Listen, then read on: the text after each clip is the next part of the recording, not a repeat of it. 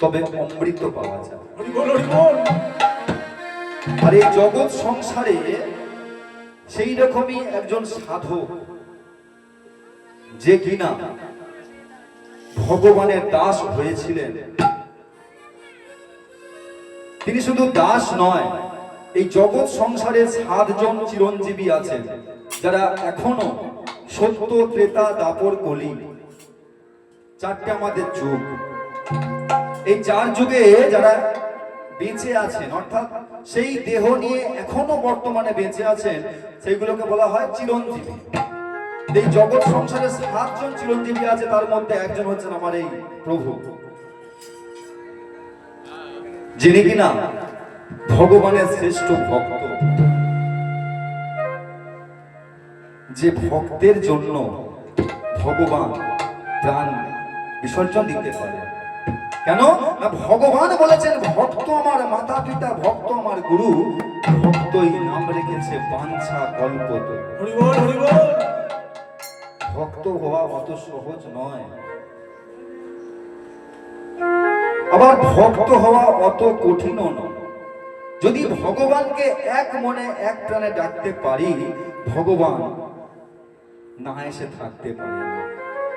কিন্তু আমরা কি করি না, আমরা ভগবানকে ডাকতে পারি না। যদি ভগবানকে ডাকতে পারতাম, যদিও আমাদের এই সম্মুখে পজিশনটা, জায়গাটা খুব ছোট, তবুও যদি আমরা ভগবানকে ডাকতে পারতাম, সবাই এখানে বসতে পারতাম। কিন্তু ওই যে বললাম, ভগবানকে আমরা ডাকতে পারি না।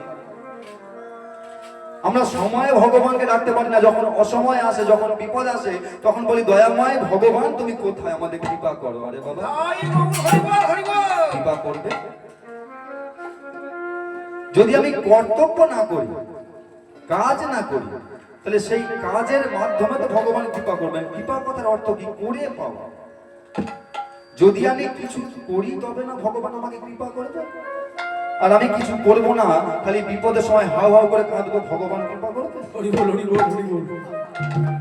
কৃপা করবে না। তাহলে ভগবানের কৃপা পেতে গেলে ভগবানের নাম সংকীর্তন শুনতে হবে। কেন?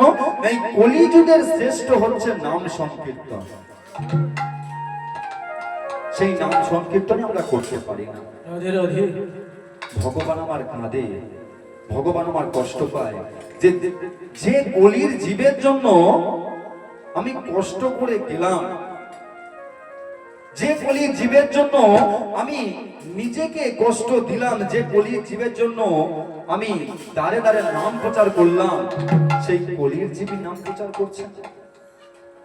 ভগবান হয়ে হরি নাম সংকীর্তন প্রচার করছে, অথচ আমরা ভক্ত হয়ে, যদিও ভক্ত আমরা হতে পারি না, কিন্তু ভগবানের নাম প্রচার করতে আমাদের দ্বিধা হয়। আমরা ঘুম থেকে উঠেই বলতে পারি গুড মর্নিং, কিন্তু একবারও বলি না হরে কৃষ্ণ, একবারও বলি না রাধে রাধে। যদি রাধে রাধে বলতে পারি, যদি হরে কৃষ্ণ বলতে পারি, একটা কথা বলতে পারি মা এবং বাবারা, হয়তো আমাদের টাকা পয়সা আসবে না, কিন্তু আমাদের সেই দিনটা শ্রেষ্ঠ দিন হবেই হবে।